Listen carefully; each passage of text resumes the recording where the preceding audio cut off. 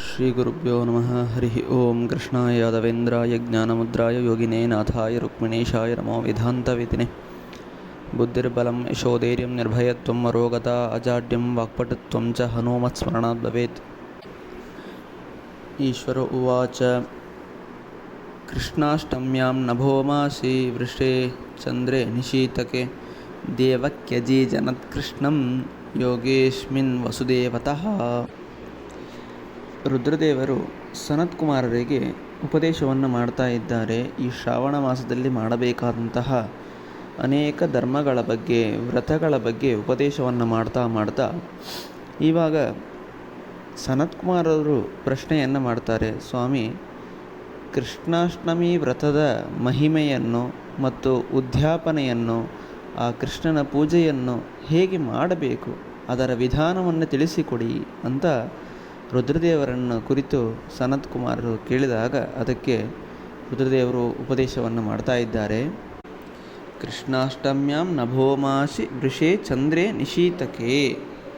ಶ್ರಾವಣ ಮಾಸದ ಕೃಷ್ಣ ಪಕ್ಷದ ಅಷ್ಟಮಿ ತಿಥಿಯಂದು ಮಧ್ಯರಾತ್ರಿಯಲ್ಲಿ ವಸುದೇವನ ಪತ್ನಿಯಾದ ದೇವಕಿಯು ಶ್ರೀಕೃಷ್ಣನಿಗೆ ಜನ್ಮವಿತ್ತಳು.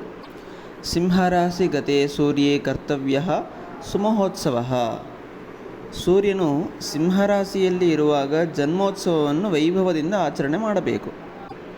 ಆ ಜನ್ಮೋತ್ಸವವನ್ನು, ಕೃಷ್ಣನ ಜನ್ಮ ಉತ್ಸವವನ್ನು ಹೇಗೆ ಆಚರಣೆ ಮಾಡಬೇಕು ಅಂತಂದರೆ, ಸಪ್ತಮ್ಯಾಂ ಲಘುಬುಕ್ಕುರ್ಯಾತ್ ದಂತಧಾವನ ಪೂರ್ವಕಂ ಉಪವಾಸಸ್ಯ ನಿಯಮಂ ಸ್ವಪೇದ್ರಾತ್ರೌ ಜಿತೇಂದ್ರಿತಃ.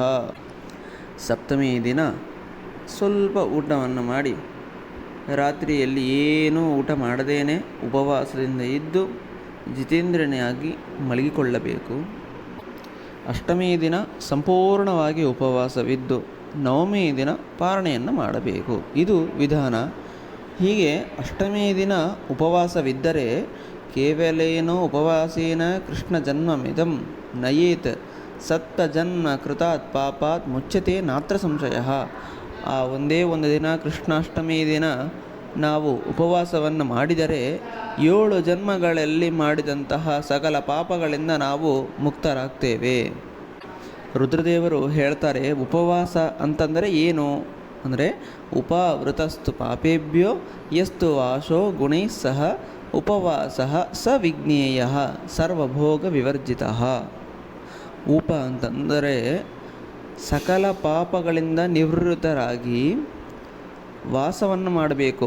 ಗುಣದಿಂದ ವಾಸವನ್ನು ಮಾಡಬೇಕು. ಗುಣದ ಜೊತೆಗೆ ನಾವು ವಾಸವನ್ನು ಮಾಡಬೇಕು. ಪಾಪದಿಂದ ಮುಕ್ತರಾಗಿ ಗುಣವಂತರಾಗಿ ನಾವು ಇರಬೇಕು. ಇದುವೇ ಉಪವಾಸದ ಅರ್ಥ ಅಂತ ಹೇಳಿ, ತಥೋ ಅಷ್ಟಮ್ಯಾಂ ತ್ರಿದೈಸ್ನಾತ್ವ ನದ್ಯಾದೋ ವಿಮಲೇ ಜಲೇ. ಸಪ್ತಮಿ ದಿನ ಏಕಭುಕ್ತರಾಗಿ ಒಪ್ಪತ್ತು ಊಟ ಮಾಡಿ ರಾತ್ರಿಯಲ್ಲಿ ಮಲಗಿ, ಅಷ್ಟಮಿ ದಿನ ಬೆಳಿಗ್ಗೆ ಎದ್ದು ಪ್ರಾರ್ಥನೆಯನ್ನು ಮಾಡಿ ನದಿ ಅಥವಾ ಬಾವಿ, ಕೆರೆ ಅಥವಾ ಮನೆಯಲ್ಲಿ ತಿಳವನ್ನು ಹಾಕಿ, ನಾವು ಎಳ್ಳನ್ನು ಹಾಕಿ ನೀರಲ್ಲಿ ನಾವು ಅದರಿಂದ ಸ್ನಾನವನ್ನು ಮಾಡಬೇಕು. ಸ್ನಾನ, ಸಂಧ್ಯಾವಂದನೆ ಎಲ್ಲವನ್ನು ಕೂಡ ಮುಗಿಸಿಕೊಂಡು ಸುಧೇಶೇ ಶೋಭನಂ ಕುರ್ಯಾತ್ ದೇವಕ್ಯಾಹ ಸೂತಿಕಾಗೃಹಂ. ಒಂದು ಶುದ್ಧವಾದಂತಹ ಮನೆಯಲ್ಲಿ, ಸ್ಥಳದಲ್ಲಿ ದೇವಕಿ ದೇವಿಗೆ ಒಂದು ಸುಂದರವಾದಂತಹ ಹೆರಿಗೆ ಮನೆಯನ್ನು ನಾವು ಮಾಡಬೇಕು. ಆ ಹೆರಿಗೆ ಮನೆಯಲ್ಲಿ ನಾನಾ ವರ್ಣೈ ಸುವಾಸೋಭಿ ಶೋಭಿತಂ ಕಲಶೈ ಫಲೈ. ಅನೇಕ ಬಗೆಬಗೆಯಾದಂತಹ ಬಣ್ಣಗಳಿಂದ ಕೂಡಿದ ವಸ್ತ್ರಗಳು, ಕಲಶಗಳು, ಫಲಗಳು, ಪುಷ್ಪಗಳು, ದೀಪಗಳಿಂದ ಅಲಂಕಾರವನ್ನು ಮಾಡಬೇಕು ಆ ಸೂತಿಕಾಗೃಹವನ್ನು. ಪುಷ್ಪೈ ದೀಪಾವಲಿಭಿಶ್ಚ ಚಂದನಾಗರುದೂಷಿತಂ ಹರಿವಂಶಸ್ಯ ಚರಿತಂ ಗೋಕುಲಂ ತತ್ರ ಲೇಖಯೇತ್. ಹರಿವಂಶದ ಚರಿತ್ರೆಯನ್ನು ಆ ಮನೆಯಲ್ಲಿ ಬರೆಯಬೇಕು. ಹಾಗೆ ಗೋಕುಲವನ್ನು ಕೂಡ ನಿರ್ಮಾಣವನ್ನು ಮಾಡಬೇಕು. ಯುಕ್ತಂ ವಾದಿತ್ರ ನಿಧನೈ ನೃತ್ಯ ಗೀತಾದಿ ಮಂಗಳೈ.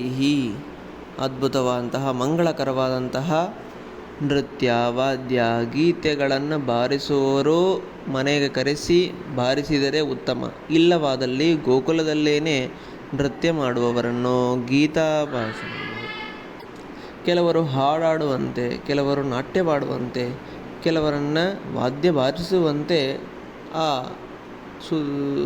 ಗೋಕುಲವನ್ನು ನಿರ್ಮಾಣ ಮಾಡಬೇಕು. ಆ ಗೋಕುಲದ ಮಧ್ಯದಲ್ಲಿ ಷಷ್ಟ್ಯಾ ದೇವ್ಯಾ ದಿಷ್ಟಿತಾಂಚ ತನ್ಮಧ್ಯೆ ಪ್ರತಿಮಾಂ ಹರೇಹೇ, ಸುಂದರವಾದಂತಹ ಷಷ್ಠೀ ದೇವಿಯಿಂದ ಸಹಿತವಾದ ಕೃಷ್ಣನ ಪ್ರತಿಮೆಯನ್ನು ಅಲ್ಲಿ ಇಡಬೇಕು. ಆ ಪ್ರತಿಮೆ ಎಂಥದ್ದಾಗಿರಬೇಕು ಅಂತಂದರೆ ಬಂಗಾರದ್ದು ಅಥವಾ ಬೆಳ್ಳಿದು, ತಾಮ್ರದ್ದು ಅಥವಾ ಮೃತ್ತಿಕೆಯಿಂದ ಮಾಡಿದ್ದು ಯಾವುದಾದರೂ ಒಂದು ಸುಂದರವಾದಂತಹ ಷಷ್ಠೀ ದೇವಿಯಿಂದ ಸಹಿತನಾದ ಆ ಕೃಷ್ಣನ ಮೂರ್ತಿಯನ್ನು ಅಲ್ಲಿ ಇಡಬೇಕು. ಆ ಕೃಷ್ಣನ ಪ್ರತಿಮೆಯ ಹತ್ತಿರ ಒಂದು ಮಂಚವನ್ನು ಹಾಕಿ ಆ ಮಂಚದಲ್ಲಿ 8 ಬಗೆಯಾದಂತಹ ವಸ್ತ್ರಗಳನ್ನು ಹೊದಿಸಿ ಅದರ ಮೇಲೆ ಸುಂದರಳಾದಂತಹ ದೇವಕೀ ದೇವಿಯ ಪ್ರತಿಮೆಯನ್ನು ಇಟ್ಟು ಹಾಲು ಕುಡಿಯುವಂತೆ ಕೃಷ್ಣನ ಮೂರ್ತಿಯನ್ನು ಅಲ್ಲಿ ಇಡಿಸಬೇಕು. ಸುಪ್ತಂ ಬಾಲಂ ತತ್ರ ಹರಿಂ ಪರ್ಯಂಕೆ ಸ್ತನಪಾಯಿನಂ ಯಶೋದಾಂ ತತ್ರ ಚ ಏಕಸ್ಮಿನ್ ಪ್ರದೇಶೆ ಸೂತಿಕಾಗೃಹೇ ಪ್ರಸೂತಾಂ ಕನ್ಯಕಾಂ ಚೈವ ಕೃಷ್ಣಪಾರ್ಶ್ವೇ ತು ಸಂಲಿಖೇತ್ ಕೃತಾಂಜಲಿಪುಟಾದೇವಾತ್ ಯಕ್ಷ ವಿದ್ಯಾಧರಾಮರಾನ್. ಅಂತಹ ಕೃಷ್ಣನನ್ನು ಕೈ ಮುಗಿತಾ ಗೋಕುಲದಲ್ಲಿ ದೇವತೆಗಳನ್ನು, ಯಕ್ಷರನ್ನು, ವಿದ್ಯಾಧರರನ್ನು ಮುಂತಾದ ಪ್ರತಿಮೆಗಳನ್ನು ಅಲ್ಲಿ ಇಡಬೇಕು. ಆನಂತರ ವಸುದೇವಂ ಚ ತತ್ರೈವ ಖಡ್ಗಚರ್ಮಧರಂ ಸ್ಥಿತಂ ಕಶ್ಯಪೋ ವಸುದೇವೋಯಂ ಅದಿತಿಶ್ಚೈವ ದೇವಕಿ. ಖಡ್ಗ ಚರ್ಮವನ್ನು ಧರಿಸಿ ನಿಂತಿರುವ ವಸುದೇವನ ಪ್ರತಿಮೆಯನ್ನು ಮಾಡಿ ಇಟ್ಟಬೇಕು. ಕಶ್ಯಪ ಋಷಿಗಳೇ ವಸುದೇವನಾಗಿ, ಅದಿತಿಯೇ ದೇವಕಿಯಾಗಿ ಅವತಾರವನ್ನು ಮಾಡಿದ್ದಾರೆ. ಶೇಷೋಪಿ ಬಲಿ ಯಶೋದಾಪಿ ಅದಿತ್ಯಾಂಶಾದ್ ಬಭೂವಃ. ಶೇಷದೇವರೇ ಬಲಿಯಾಗಿ, ಯಶೋಧಾದೇವಿಯೇ ಅದಿತಿಯ ಅಂಶಲಾಗಿ ಯಶೋಧಾದೇವಿಯೇ ಅವತಾರವನ್ನು ಮಾಡಿದ್ದಾಳೆ ಅಂತ ನಾವು ಭಾವಿಸಬೇಕು. ನಂದಃ ಪ್ರಜಾಪತಿರ್ದಕ್ಷೋ ಗರ್ಗಶ್ಚಾಪಿ ಚತುರ್ಮುಖಃ. ಅದಿತಿಯ ಅಂಶದಿಂದ ಹುಟ್ಟಿದವಳು ಯಶೋದೆ, ದಕ್ಷ ಪ್ರಜಾಪತಿಯೇ ನಂದನು, ಚತುರ್ಮುಖ ಬ್ರಹ್ಮರೇ ಗರ್ಗರಾಚಾರ್ಯರಾಗಿ ಅವತಾರವನ್ನು ಮಾಡಿದ್ದಾರೆ ಅಂತ ನಾವು ಭಾವಿಸಬೇಕು. ಅಪ್ಸರಾ ಸ್ತ್ರೀಯರೇ ಗೋಪಿಕೆಗಳಾಗಿ, ದೇವತೆಗಳೆಲ್ಲರೂ ಕೂಡ ಗೋಪಾಲಕರಾಗಿ ಅವತಾರವನ್ನು ಮಾಡಿದ್ದಾರೆ ಅಂತ ನಾವು ಭಾವಿಸಬೇಕು. ಗೋಪ್ಯಶ್ಚಾಪ್ಸರಾಃ ಸರ್ವಾಃ ಗೋಪಾಶ್ಚಾಪಿ ದಿವೌಕಶಃ ಕಾಲನೇಮಿಶ್ಚ ಕಂಸೋಯಂ ನಿಯುಕ್ತಾಸ್ತೇನ ಚಾಸುರಾಃ. ಕಾಲನೇಮಿಯಾದಂತಹ ಆ ಕಲಿಯೇ ಕಂಸರಾಗಿ ಹುಟ್ಟಿದ್ದಾನೆ. ಈ ರೀತಿಯಾಗಿ ನಾವು ಭಾವಿಸಿ ಆ ಎಲ್ಲ ದೇವತೆಗಳ, ನಂದನ ಎಲ್ಲರ ಪ್ರತಿಮೆಯನ್ನು ಆ ಗೋಕುಲದಲ್ಲಿ ಇಟ್ಟು ನಾವು ಪೂಜೆಯನ್ನು ಮಾಡಬೇಕು. ನಂತರ ವೃಷಾಸುರ, ಧೇನುಕಾಸುರ, ಕುವಲಯಾಪೀಡ, ಕೇಶಿ ಮೊದಲಾದಂತಹ ಅನೇಕ ದೈತ್ಯರ, ದಾನವರ, ಅಸುರರ ಚಿತ್ರವನ್ನು ಗೋಕುಲದಲ್ಲಿ ಬಿಡಿಸಿ ಯಮುನಾ ನದಿಯ ದಡದಲ್ಲಿ ಕಾಲಿಯ ಸರ್ಪವನ್ನು ಬಿಡಿಸಬೇಕು. ಲೇಖನೀಯಾಶ್ಚ ತತ್ರೈವ ಕಾಲಿಯೋ ಯಮುನಾ ಹೃದಯ. ಆ ಯಮುನೆಯ ಮಡುವಿನಲ್ಲಿ ಆ ಕೃಷ್ಣ ಪರಮಾತ್ಮ ಮಾಡಿದಂತಹ ಕಾಲಿಯ ಮರ್ದನವನ್ನು ನಾವು ಚಿತ್ರಣವನ್ನು ಮಾಡಬೇಕು.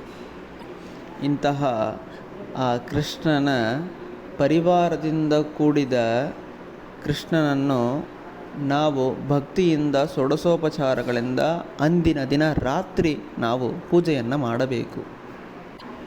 ಮೊದಲಿಗೆ ನಾವು ದೇವಕಿಯನ್ನು ಪೂಜೆ ಮಾಡಬೇಕು. ಪೂಜೆ ಮಾಡುವಂತಹ ಮಂತ್ರವನ್ನು ಕೂಡ ರುದ್ರದೇವರು ನಮಗೆ ತಿಳಿಸ್ತಾರೆ.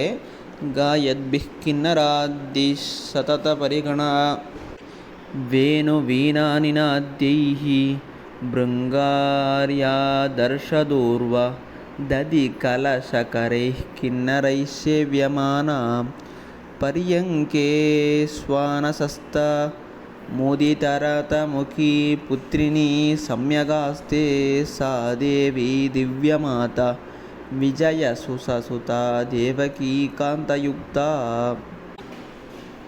ಆ ಸೂತಿಕಾಗ್ರಹದ ಮೇಲುಗಡೆ ಕಿನ್ನರರಿಂದ ಸದಾ ಸ್ತುತಿಸಲ್ಪಡುವ ವೇಣು ವಿನಾದಗಳಿಂದ ಬಾರಿಸುತ್ತಿರುವ ದರ್ಪಣ, ದೂರ್ವ, ದದಿ, ಕಲಶ ಇವುಗಳನ್ನು ಧರಿಸಿರುವ ಕಿನ್ನರರಿಂದ ಸದಾ ಸೇವಿಸಲ್ಪಡುವ ಮಂಚದ ಮೇಲೆ ತನ್ನ ಹಾಸಿಗೆಯಲ್ಲಿ ಮಲಗಿರುವ ಆ ಕೃಷ್ಣನಿಗೆ ಹಾಲನ್ನು ಉಣಿಸುವ ಆ ದೇವಕೀ ದೇವಿಗೆ ನನ್ನ ನಮಸ್ಕಾರಗಳು. ಆ ದೇವಕೀ ದೇವಿಯನ್ನು ಆವಾಹನ ಮಾಡಿ ಅವಳಿಗೆ ಷೋಡಶೋಪಚಾರ ಪೂಜೆಯನ್ನು ಮಾಡಬೇಕು. ಪ್ರಣವಾದಿ ನಮೋಂತೈಶ್ಚ ಪೃಥಂಗ್ ನಾಮಾನುಕೀರ್ತನೈ.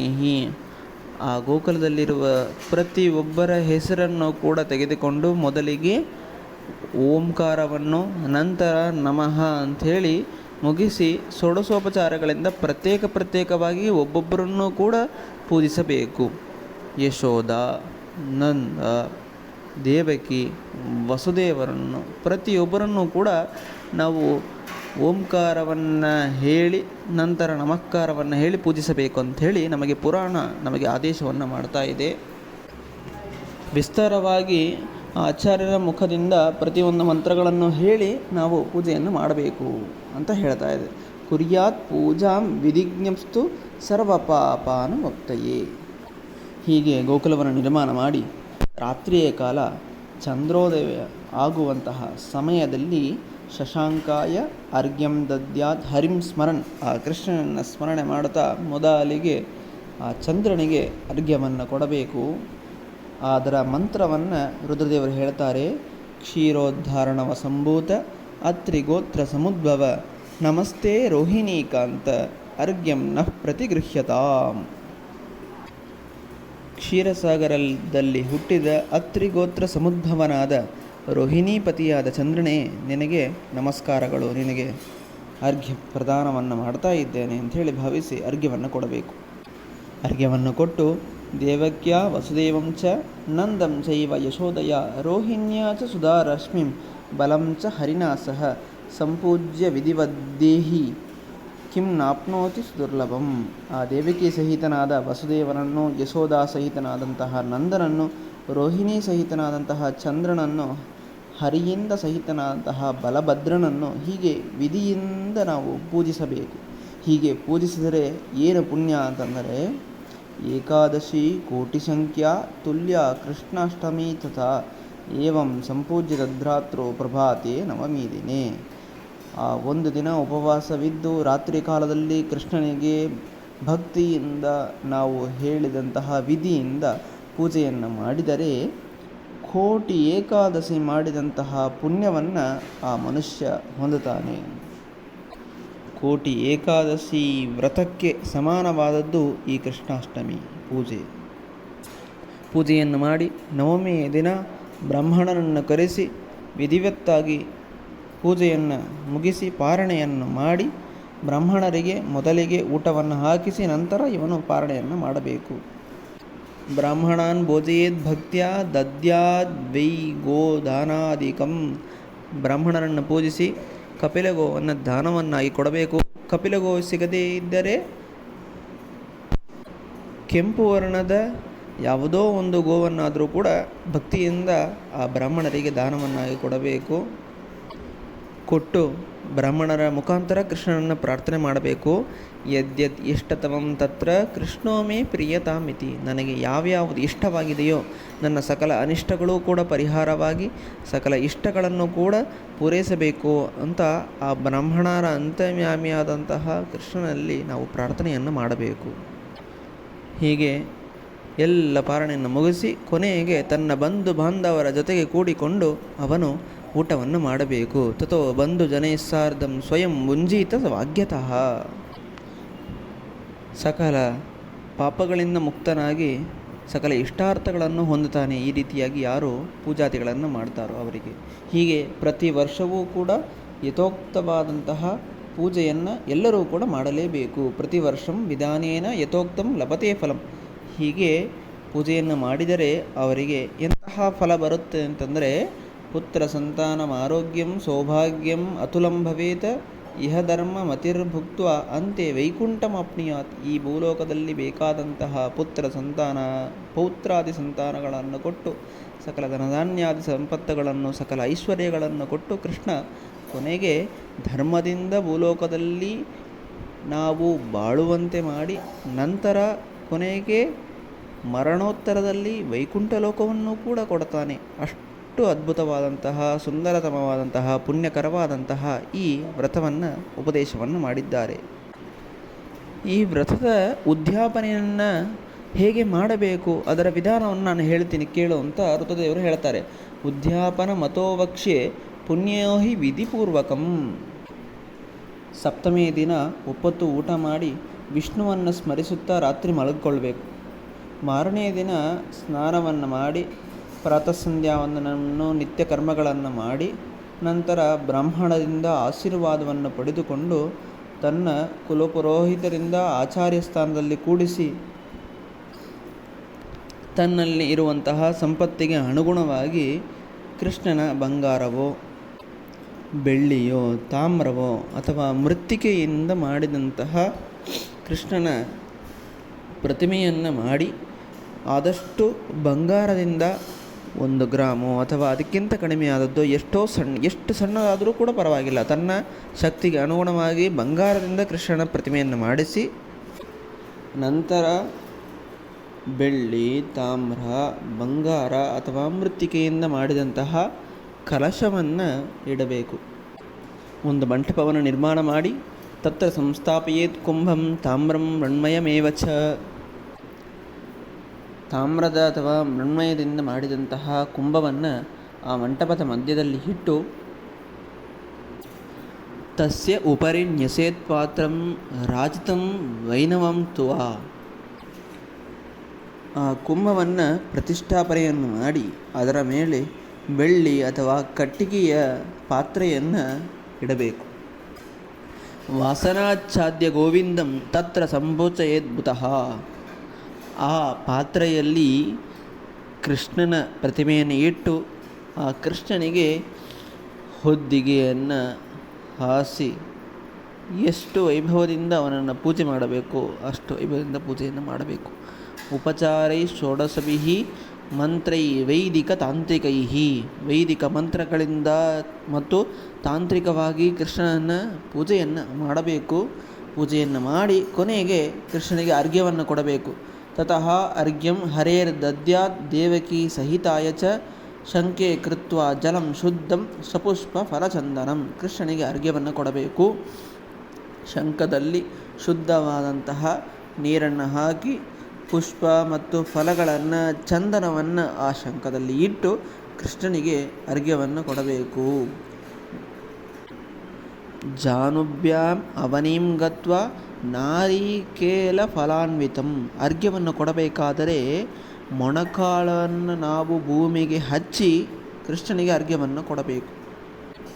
ಆ ಕೃಷ್ಣನಿಗೆ ಅರ್ಘ್ಯವನ್ನು ಕೊಡಬೇಕಾದರೆ ಹೇಳುವಂತಹ ಮಂತ್ರ: ಜಾತಃ ಕಂಸವಧಾರ್ಥಾಯ ಭೂಭಾರೋತ್ತಾರಣಾಯ ಚ ಕೌರವಾನಾಂ ವಿನಾಶಾಯ ದೈತ್ಯಾನಾಂ ನಿಧನಾಯ ಚ ಗೃಹಾನಾರ್ಘ್ಯಂ ಮಯಾ ದತ್ತಂ ದೇವಕ್ಯಾ ಸಹಿತೋ ಹರೇ ಅಂಥೇಳಿ ಮೊಣಕಾಲನ್ನು ಹಚ್ಚಿ ನಾವು ಭಕ್ತಿಯಿಂದ ಕೃಷ್ಣನಿಗೆ ಅರ್ಘ್ಯವನ್ನು ಕೊಡಬೇಕು. ಕೊಟ್ಟು ನಂತರ ಚಂದ್ರನಿಗೆ ಅರ್ಘ್ಯವನ್ನು ಕೊಡಬೇಕು. ಚಂದ್ರಾರ್ಘ್ಯಂ ತಥೋ ದದ್ಯಾತ್ ಪೂರ್ವೋಕ್ತ ವಿಧಿನಾ ಸುಧೀಹಿ. ಹಿಂದೆ ಹೇಳಿದಂತೆ ಆ ಮಂತ್ರವನ್ನು ಹೇಳಿ ಚಂದ್ರನಿಗೆ ಅರ್ಘ್ಯವನ್ನು ಕೊಡಬೇಕು. ನಂತರ ಕೃಷ್ಣನನ್ನು ಭಕ್ತಿಯಿಂದ ಪ್ರಾರ್ಥನೆ ಮಾಡಬೇಕು. ನಮಸ್ತುಭ್ಯಂ ಜಗನ್ನಾಥ ದೇವಕಿ ತನಯ ಪ್ರಭೋ ವಸುದೇವಾತ್ಮಜಾನಂತ ತ್ರಾಹಿಮಾಂ ಭವಸಾಗರಾತ್. ಸ್ವಾಮಿ, ಈ ಸಂಸಾರದ ಸಾಗರದಿಂದ ದುಃಖ ಪಡುತ್ತಾ ಇರುವಂತಹ ನಮ್ಮನ್ನು ಹೇಗಾದರೂ ಮಾಡಿ ನಮ್ಮನ್ನು ಉದ್ಧಾರ ಮಾಡಬೇಕು ಸ್ವಾಮಿ ಅಂಥೇಳಿ ಆ ಕೃಷ್ಣನಲ್ಲಿ ನಾವು ಮಾಡಿದಂತಹ ಪೂಜೆಯ ನಂತರ, ಅರ್ಘ್ಯಾದಿಗಳ ನಂತರ ಹೀಗೆ ಪ್ರಾರ್ಥನೆಯನ್ನು ಮಾಡಬೇಕು ಅಂತ ರುದ್ರದೇವರು ಹೇಳ್ತಾರೆ. ಇತ್ರಂ ಸಂಪ್ರಾರ್ಥ್ಯ ದೇವೇಶಂ ರಾತ್ರೌ ಜಾಗರಣಂ ಚರೇತ್. ಹೀಗೆ ಸಂಪ್ರಾರ್ಥನೆಯನ್ನು ಮಾಡಿ ರಾತ್ರಿಯಲ್ಲಿ ಜಾಗರಣೆಯನ್ನು ಮಾಡಬೇಕು. ಪ್ರತ್ಯೂಷೆ ವಿಮಲೆ ಸ್ನಾತ್ವಾ ಪೂಜಯಿತ್ವಾ ಜನಾರ್ದನಂ. ಬೆಳಿಗ್ಗೆ ಸ್ನಾನಾದಿಗಳನ್ನು ಮಾಡಿ ಭಗವಂತನನ್ನು ಪೂಜೆಯನ್ನು ಮಾಡಿ ಅನಂತರ ಹೋಮಾದಿಗಳನ್ನು ಮಾಡಬೇಕು. ಮಾರನೇ ದಿನ ಪಾಯಸೇನ ತಿಲಾಜ್ಯೈಶ್ಚ ಮೂಲಮಂತ್ರೇಣ ಭಕ್ತಿತಃ ಅಷ್ಟೋತ್ತರ ಶತಂ ಹುತ್ವಾ ತತಃ ಪುರುಷ ಸೂಕ್ತತಃ. ಕೃಷ್ಣನ ಮೂಲ ಮಂತ್ರದಿಂದ 108 ಬಾರಿ ಆಹುತಿಯನ್ನು ಕೊಟ್ಟು ಪುರುಷ ಸೂಕ್ತದಿಂದ ಪಠನವನ್ನು ಮಾಡುತ್ತಾ ಪಾಯಸ, ತಿಲ ಮತ್ತು ತುಪ್ಪ ಇವುಗಳಿಂದ ಭಕ್ತಿಯಿಂದ ಮತ್ತೆ 108 ಬಾರಿ ಆಹುತಿಯನ್ನು ಹಾಕಿ ಇದಂ ವಿಷ್ಣುರ್ವಿಚಕ್ರಮೇ ತ್ರೇಧಾ ನಿಧಾದೇ ಪದಂ ಎನ್ನುವ ಮಂತ್ರದಿಂದ ಆಜ್ಯ ಹೋಮವನ್ನು ಮಾಡಿ ಕೊನೆಗೆ ಪೂರ್ಣಾಹುತಿಯನ್ನು ಮಾಡಬೇಕು. ಮಂತ್ರೇನೇತಂ ವಿಷ್ಣುರಿತಿ ಜುಹುಯಾದ್ವೈ ಘೃತಾಹುತಿ ಹೋಮಶೇಷಂ ಸಮಾಪ್ಯಾತ ಪೂರ್ಣಾಹುತಿ ಪುರಸ್ಸರಂ. ಪೂರ್ಣಾಹುತಿಯನ್ನು ಮಾಡಿ ಕೊನೆಗೆ ಆಚಾರ್ಯ ಸ್ಥಾನದಲ್ಲಿದ್ದಂತಹ ಬ್ರಾಹ್ಮಣರಿಗೆ ಅಲಂಕಾರವನ್ನು ಮಾಡಿ ಅವರಿಗೆ ವಸ್ತ್ರಾದಿಗಳನ್ನು ಕೊಟ್ಟು ಅವರಿಗೆ ಪೂಜೆಯನ್ನು ಮಾಡಬೇಕು. ಪೂಜೆಯನ್ನು ಮಾಡಿ ಪಯಸ್ವಿನೀಂ ಸುಶೀಲಾಂ ಚ ಸವತ್ಸಾಂ ಸಗುಣಾಂ ತಥಾ ಸ್ವರ್ಣ ಶೃಂಗೀಂ ರೌಪ್ಯ ಖುರಾಂ ಕಾಂಸ್ಯದ್ಯೋಹ ನಿಖಾಯುತಾಂ. ಗೋದಾನವನ್ನು ಮಾಡಬೇಕು. ಆಕಳಿನಿಂದ ಮರಿಯಿಂದ ಸಹಿತವಾದಂತಹ ಕಪಿಲ ಗೋವನ್ನು ದಾನವನ್ನಾಗಿ ಕೊಡಬೇಕಾದರೆ ಬಂಗಾರದ ಕವಚವನ್ನು ಹಾಕಬೇಕು. ಅದರ ಕೋಡುಗಳಿಗೆ ಬಂಗಾರದ ಕವಚವನ್ನು ಹಾಕಬೇಕು. ಹಾಲು ಕರೀಲಿಕ್ಕೆ ಕಂಚಿನ ಪಾತ್ರೆಯನ್ನು ಕೊಡಬೇಕು. ಗೋವಿನ ಪುಚ್ಚವನ್ನು ಮುತ್ತುಗಳಿಂದ ಅಲಂಕಾರವನ್ನು ಮಾಡಬೇಕು.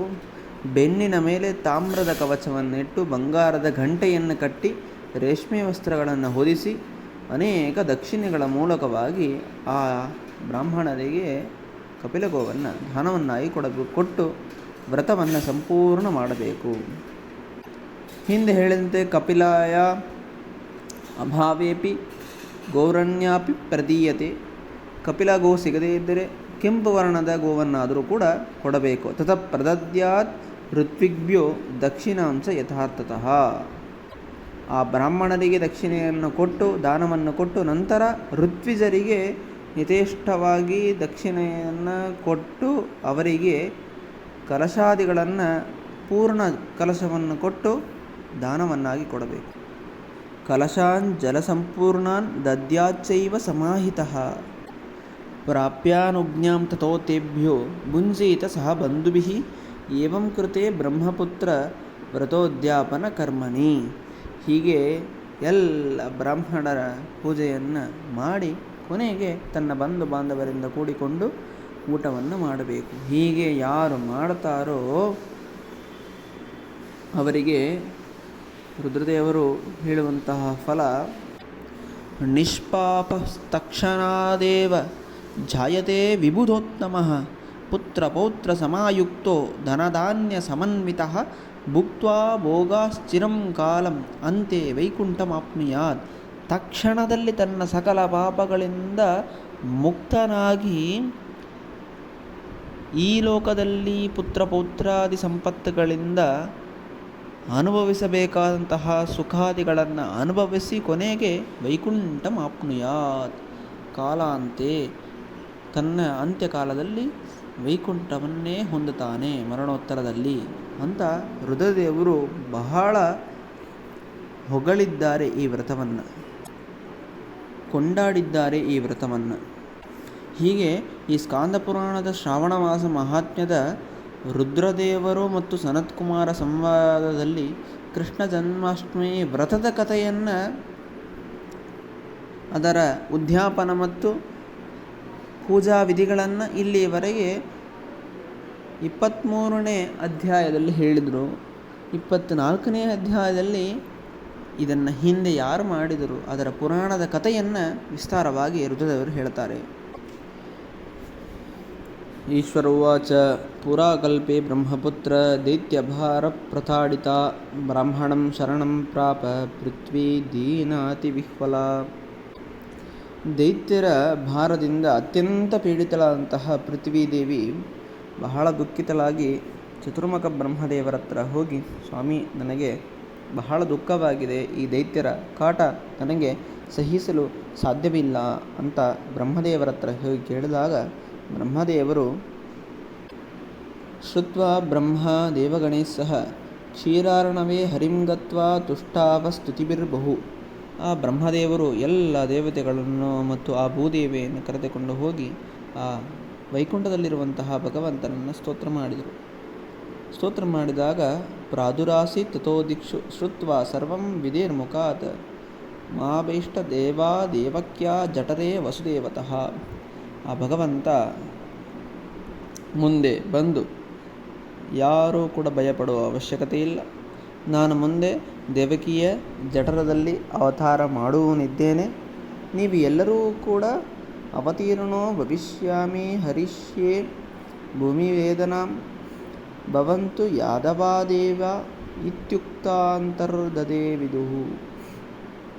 ನಾನು ಆ ದೇವಕಿಯ ಜಠರದಲ್ಲಿ ಅವತಾರವನ್ನು ಮಾಡ್ತೇನೆ, ನೀವೆಲ್ಲರೂ ಕೂಡ ಯಾದವರಾಗಿ ಭೂಲೋಕದಲ್ಲಿ ಅವತಾರವನ್ನು ಮಾಡಬೇಕು ಅಂಥೇಳಿ ಆಜ್ಞೆಯನ್ನು ಮಾಡಿ ಭಗವಂತ ಅಂತರ್ಧಾನನಾಗ್ತಾನೆ. ದೇವಕ್ಯ ಜಠರೇ ಜಾತೋ ವಸುದೇವೇನ ಗೋಕುಲೆ ಸ್ಥಾಪಿತಂ ಕಂಸಭೀತೇನ ವವೃದೇ ತತ್ರ ಕಂಸಃ. ಆ ದೇವಕಿಯ ಉದರದಲ್ಲಿ ಭಗವಂತ ಅವತಾರ ಮಾಡಿದ ಮೇಲೆ ಕೃಷ್ಣ ಗೋಕುಲದಲ್ಲಿ ಬೆಳೀತಾ ಬೆಳೀತಾ ಬೆಳೀತಾ ಇದ್ದಾನೆ. ಮುಂದೆ ಕಂಸನು ಮಥುರೆಗೆ ಬಂದು ಅಲ್ಲಿದ್ದಂತಹ ಬಾಲಕರನ್ನು ಕೊಂದು ಹಾಕ್ತಾ ಇರ್ತಾನೆ. ಆವಾಗ ಮಥುರೆಯಲ್ಲಿದ್ದಂತಹ ಎಲ್ಲ ಜನರು ಕೂಡ ಕೃಷ್ಣನ ಹತ್ರ ಬಂದು, ಸ್ವಾಮಿ, ಕೃಷ್ಣ ಕೃಷ್ಣ ಮಹಾಯೋಗಿನ್ ಭಕ್ತಾನಾಂ ಅಭಯಪ್ರದ ಪ್ರಾಣಜ್ಞಾನ್ ಪಾಹಿನೋ ದೇವ ಶರಣಾಗತ ವತ್ಸಲ. ಸ್ವಾಮಿ, ಈ ಕಂಸನ ಭಯದಿಂದ ನಮ್ಮನ್ನು ಹೇಗಾದರೂ ಮಾಡಿ ರಕ್ಷಣೆಯನ್ನು ಮಾಡಬೇಕು, ಮತ್ತು ಕಿಂಚಿತ್ ವಿಜ್ಞಾಪಯೇ ದೇವ ಏತನ್ನೋ ವಕ್ತುಮರ್ಹಸಿ ತವ ಜನ್ಮದಿನೇ ಕೃತ್ಯಂ ನಜ್ಞಾತಂ ಕೇನ ಕಿಚಿತ್.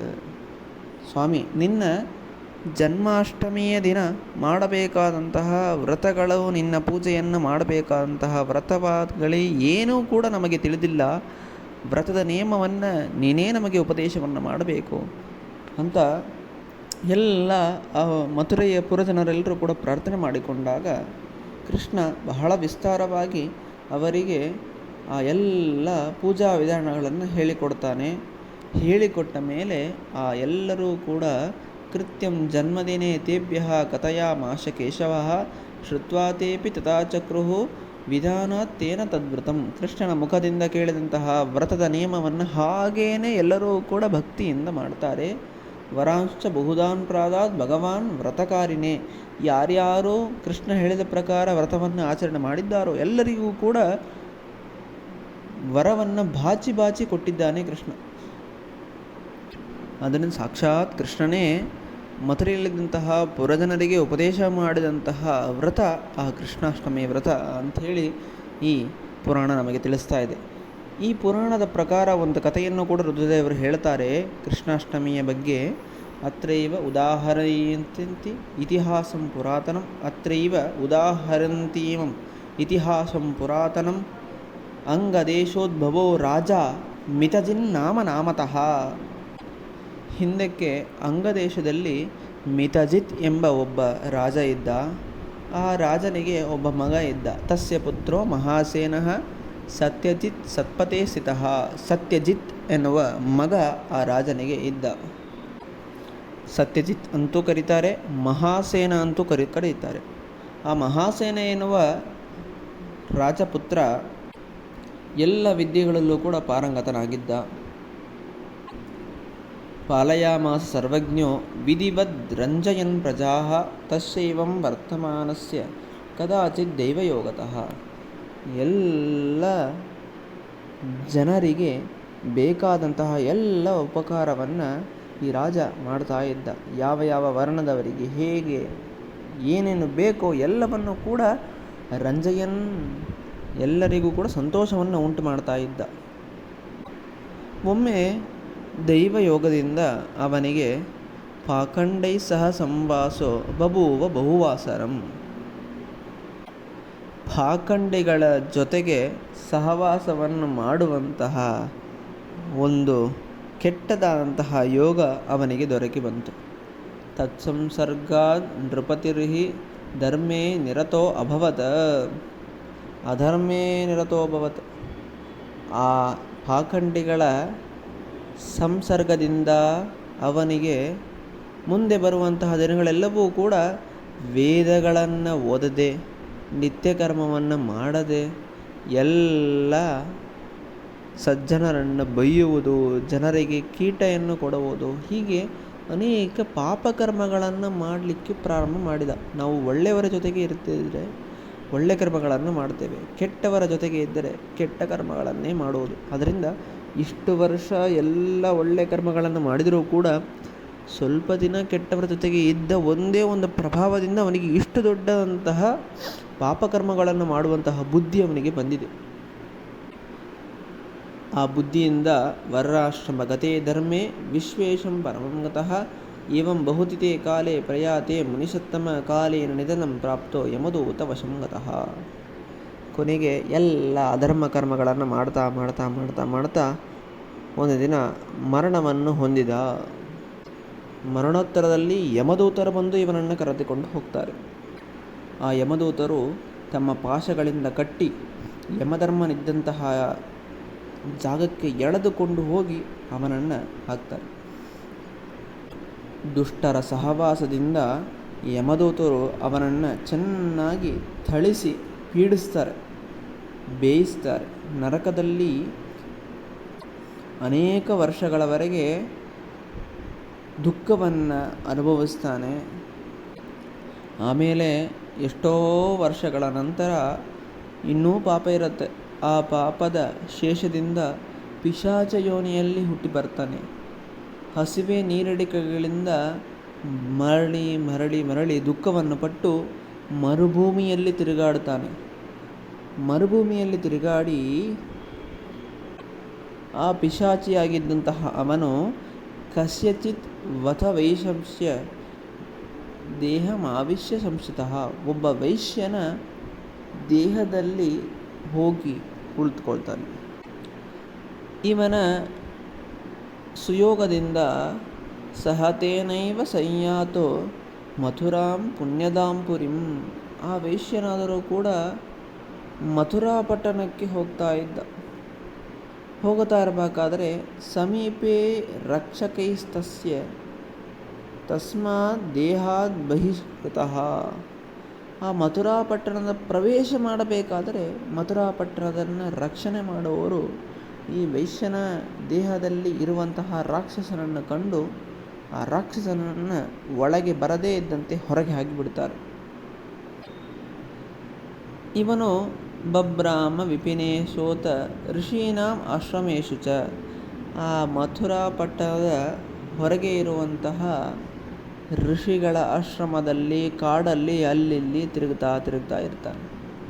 ತಿರುಗುತ್ತಾ ಇರಬೇಕಾದರೆ ಒಂದು ದಿನ ದೈವಯೋಗದಿಂದ ಕದಾಚಿತ್ ದೈವಯೋಗೇನ ಹರಿಯರ ಜನ್ಮಾಷ್ಟಮಿ ದಿನೇ, ಅದ್ಭುತವಾದಂತಹ ಆ ಕೃಷ್ಣನ ಜನ್ಮಾಷ್ಟಮಿ ದಿನ ಬಂತು. ಕ್ರಿಯಮಾನಾಂ ಮಹಾಪೂಜಾಂ ವ್ರತಭಿರ್ ಮುನಿಭಿರ್ ದ್ವಿಜೈಃ ರಾತ್ರೌ ಜಾಗರಣಂ ಚೈವ ನಾಮ ಸಂಕೀರ್ತನಾಮಭಿಃ ದದರ್ಶ ಸರ್ವಂ ವಿಧಿವತ ಶುಶ್ರಾವಾತ ಹರೇಃ ಕಥಾ. ಅಲ್ಲಿದ್ದಂತಹ ಎಲ್ಲ ಋಷಿಗಳು ಭಕ್ತಿಯಿಂದ ಸಪ್ತಮಿಯ ದಿನ ಏಕಭುಕ್ತರಾಗಿ, ನಂತರ ಉಪವಾಸವಿದ್ದು, ಅಷ್ಟಮಿಯ ದಿನ ಎಲ್ಲ ವ್ರತದ ಉದ್ಯಾಪನೆಯನ್ನು ಮಾಡಿ, ರಾತ್ರಿ ಜಾಗರಣವಿದ್ದು, ಮಾರನೇ ದಿನ ಮಾಡಬೇಕಾದಂತಹ ಉದ್ಯಾಪನ, ಹೋಮ, ಹವನ ಎಲ್ಲವನ್ನು ಕೂಡ ಮಾಡ್ತಾ ಆ ಕೃಷ್ಣನ ನಾಮಪೂಜೆಯನ್ನು, ನಾಮ ಸಂಕೀರ್ತವನ್ನು ಭಕ್ತಿಯಿಂದ ಮಾಡ್ತಾ ಇದ್ದನ್ನು ನೋಡ್ತಾ ಇವನಿಗೂ ಕೂಡ ಆ ಎಲ್ಲ ಕೃಷ್ಣನ ಕಥೆಗಳನ್ನು ಕಿವಿಯಲ್ಲಿ ಕೇಳ್ತಾ ನಿಷ್ಪಾಪಃ ತಕ್ಷಣಾದೇವ ಶುದ್ಧೋ ನಿರ್ಮಲಾಸನಃ. ತಕ್ಷಣದಲ್ಲಿ ತನ್ನ ಎಲ್ಲ ಪಾಪಗಳನ್ನು ಕಳೆದು ಶುದ್ಧವಾದಂತಹ ನಿರ್ಮಲವಾದಂತಹ ಮನಸ್ಸುಳ್ಳವನಾದ. ಪ್ರೇತದೇಹಂ ಸಮುತ್ಸೃಜ್ಯ ವಿಷ್ಣುಲೋಕೆ ವಿಮಾನಗಃ ಯಮದೂತೈಃ ಪರಿತ್ಯಕ್ತೋ ದಿವ್ಯಭೋಗ ಸಮನ್ವಿತಃ. ಯಮದೂತರಿಂದ ಕಳಚಿಕೊಂಡು ವಿಷ್ಣುದೂತರು ಇವನನ್ನು ಬಂದು ಕರೆದುಕೊಂಡು ವಿಮಾನದಲ್ಲಿ ಕುಳಿತುಕೊಂಡು ಪ್ರೇತ ದೇಹದಿಂದ ಮುಕ್ತರನ್ನಾಗಿ ಮಾಡಿ ಇವನನ್ನು ವಿಷ್ಣು ಲೋಕಕ್ಕೆ ಕರೆದುಕೊಂಡು ಹೋಗ್ತಾರೆ. ವಿಷ್ಣು ಸಾನ್ನಿಧ್ಯಂ ಆಪ್ನೋತಿ ವ್ರತಸ್ಯಾಸ್ಯ ಪ್ರಭಾವತಃ, ಕೊನೆಗೆ ವಿಷ್ಣು ಸಾನ್ನಿಧ್ಯವನ್ನು ಹೊಂದುತ್ತಾನೆ, ಅರ್ಥಾತ್ ವೈಕುಂಠ ಪದವಿಗೆ ಹೋಗಿ ಕುಳಿತುಕೊಳ್ತಾನೆ. ಅದರಿಂದ ಅದ್ಭುತವಾದಂತಹ ಈ ವ್ರತವನ್ನು ಯಾರು ಮಾಡಬೇಕಂತೂ ಕೂಡ ಇಲ್ಲ, ಮಾಡಿದ್ದನ್ನು ನೋಡಿದರೇ ಇಷ್ಟು ಪುಣ್ಯ ಇದೆ. ಹಾಗಿರಬೇಕಾದರೆ ಭಕ್ತಿಯಿಂದ ಆ ಕೃಷ್ಣನ ಪೂಜೆಯನ್ನು ಎಲ್ಲವೂ ಕೂಡ ಮಾಡಲೇಬೇಕು. ನಿತ್ಯಮೇತತ್ ವ್ರತಂ ಚೈವ ಪುರಾಣೇ ಸರ್ವಲೌಕಿಕಂ ಕಥ್ಯತೆ ವಿಧಿವತ್ ಸಮ್ಯಕ್ ಮುನಿಭಿಸ್ತತ್ವದರ್ಶಿಭಿಃ ಸರ್ವಕಾಮ ಕಮೇತದ್ವೃಕ್ತ್ವಾ ಕಾಮಾನ್ ಆಪ್ನೋತಿ. ರುದ್ರದೇವರು ಹೇಳ್ತಾರೆ, ಎಲ್ಲರೂ ಕೂಡ ಭಕ್ತಿಯಿಂದ ಇದನ್ನು ಆಚರಣೆ ಮಾಡಲೇಬೇಕು. ಈ ವ್ರತದ ಕಥೆಯನ್ನು ಎಲ್ಲರೂ ಕೂಡ ಶ್ರವಣವನ್ನು ಮಾಡಲೇಬೇಕು. ಮಾಡಿದರೆ ಎಲ್ಲ ಕಾಮನೆಗಳನ್ನು ಕೂಡ ಹೊಂದುತ್ತಾರೆ. ಏವಂ ಯಃ ಕುರುತೆ ಕೃಷ್ಣ ಜನ್ಮಾಷ್ಟಮ್ಯಾಂ ವ್ರತಂ ಶುಭಂ ಭುಕ್ತೀಹ ವಿವಿಧಾನ್ ಭೋಗಾನ್ ಶುಭಾನ್ ಕಾಮಾನ್ ಅವಾಪ್ನುಯಾತ್ ತತ್ರ ದೇವ ವಿಮಾನೇನ ವರ್ಷಲಕ್ಷಂ ವಿದೇಶತಃ ಭೋಗಾ ನಾನಾ ವಿಧಾನ್ ಭುಕ್ತ್ವಾ ಪುಣ್ಯಶೇಷಾಧಿಹಾಗತಃ. ಭಕ್ತಿಯಿಂದ ಈ ವಿಧಾನಗಳನ್ನು ಕೃಷ್ಣನ ಪೂಜೆಯನ್ನು ಯಾರು ಮಾಡ್ತಾರೋ ಲಕ್ಷ ಲಕ್ಷ ವರ್ಷದವರೆಗೆ ಮೇಲ್ಲೋಕದಲ್ಲಿ ಅನೇಕ ಸಂತೋಷವನ್ನು ಪುಣ್ಯಗಳನ್ನು ಅನುಭವಿಸಿ ನಂತರ ಅದೇ ಪುಣ್ಯದ ಪ್ರಭಾವದಿಂದ ಭೂಲೋಕದಲ್ಲಿ ಉತ್ತಮರ ಮನೆಯಲ್ಲಿ ಹುಟ್ಟಿ ಜ್ಞಾನವನ್ನು ಪಡೆದು ಕುಲೇ ನೃಪತಿವರ್ಯಾನಾಂ ಜಾಯತೆ ಮದನೋಪಮಃ, ಉತ್ತಮವಾದಂತಹ ಕುಲದಲ್ಲಿ ಹುಟ್ಟಿ ಅಲ್ಲೂ ಕೂಡ ಪುಣ್ಯಕರ್ಮಗಳನ್ನು ಮಾಡಿ ಕೊನೆಗೆ ಮೋಕ್ಷಕ್ಕೆ ಹೋಗ್ತಾನೆ. ಯಸ್ಮಿನ್ ಸದೈವ ವಿಷಯೇ ಲಿಖಿತಂ ಸ್ಯಾತ್ ಪರಾರ್ಪಿತಂ ಕೃಷ್ಣ ಜನ್ಮೋಪಕರಣಂ ಸರ್ವಶೋಭಾ ಸಮನ್ವಿತಂ ಪೂಜ್ಯತೆ ವಿಶ್ವಸೃಕ್ತತ್ರ ವ್ರತೈರುತ್ಸರ ಸಂಯುತೈಃ ಪಂಚಚಕ್ರಭಯಂ ತತ್ರ ನ ಕದಾಚಿದ್ ಭವಿಷ್ಯತಿ. ಈ ವ್ರತದ ಮಹಿಮೆಯನ್ನು ಬರೆದಂತಹ ಪುಸ್ತಕ ಯಾವ ದೇಶದಲ್ಲಿ ಯಾವ ಮನೆಯಲ್ಲಿ ಇರುತ್ತೋ ಅವರಿಗೆ ಎಲ್ಲ ಶುಭ ಕರ್ಮಗಳು ಕೂಡ ಉಂಟಾಗುವುದು. ಅಂಥವನ ರಾಜ್ಯದಲ್ಲಿ ಆ ಭಗವಂತ ಯಾವ್ಯಾವ ಕಾಲಕ್ಕೆ ಏನೇನು ಮಾಡಬೇಕೋ ಎಲ್ಲವನ್ನೂ ಕೂಡ ಮಾಡ್ತಾನೆ, ಭಗವಂತ ಒದಗಿಸಿ ಕೊಡ್ತಾನೆ. ಎಂದಿಗೂ ಕೂಡ ಆ ರಾಜನಿಗೆ ಮತ್ತೊಬ್ಬ ರಾಜನಿಂದ ಅವನಿಗೆ ಪರಾಭವ ಎನ್ನುವುದು ಉಂಟಾಗುವುದಿಲ್ಲ, ಭಯ ಎನ್ನುವುದು ಆಗುವುದಿಲ್ಲ. ಆ ದೇಶದಲ್ಲಿ ಪರ್ಜನ್ಯ ಕಮವರ್ಷೀಷ್ಯ, ಸದಾಕಾಲ ಮಳೆ ಎನ್ನುವುದು ಯಾವ ಕಾಲದಲ್ಲಿ ಆಗಬೇಕೋ ಆ ಕಾಲದಲ್ಲಿ ಮಳೆ ಎನ್ನುವುದು ಬರ್ತದೆ. ನಭಯಂ ಕುಚಿತ, ಆ ರಾಜನಿಗೆ ಭಯ ಎನ್ನುವುದು ಉಂಟಾಗುವುದಿಲ್ಲ. ಎಲ್ಲ ಮನೆಯಲ್ಲಿದ್ದಂತಹ ಎಲ್ಲರಿಗೂ ಕೂಡ ಭಯ ಎನ್ನುವುದು ಉಂಟಾಗುವುದಿಲ್ಲ.